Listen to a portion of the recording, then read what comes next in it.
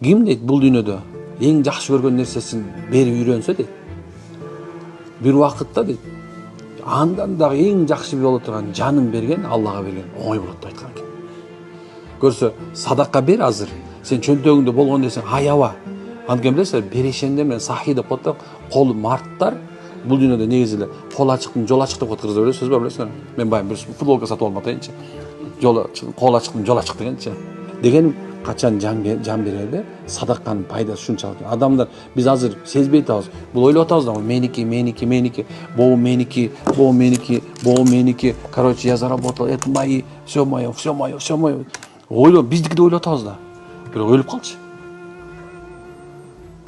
Керек болсочу, бир носкиди субханалла. Мен мына дайыма айта берем. 20 жылдан ашык иман болгон болсом, бир да кишиге носки кийгизип көмгөн эмесмин чын.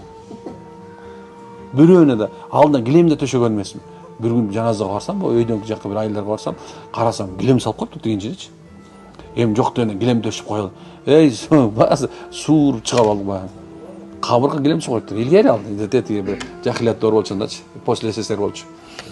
Анан ушундай нерселер болуп атпайбы? Бирок ошондо алып койдук да. Демек, бул дүйнөдө ким деген ушул садака бере турган болсо, садаканы жөн эле бербеш керек. Садаканы жөн эле бербеш керек. Садакада ушундай чоң бир амал. Фазаил садакатта ушундай мына могу китепте ушул жөнүндө келет да.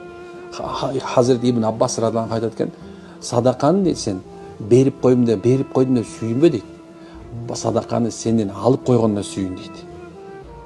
Алла каалап койсочу, ушундай бир садакалар бар экен да, эч ким албай коет экен. Алла каалабасачы, сен садаканы каяка берейин билбей калат экенсиң.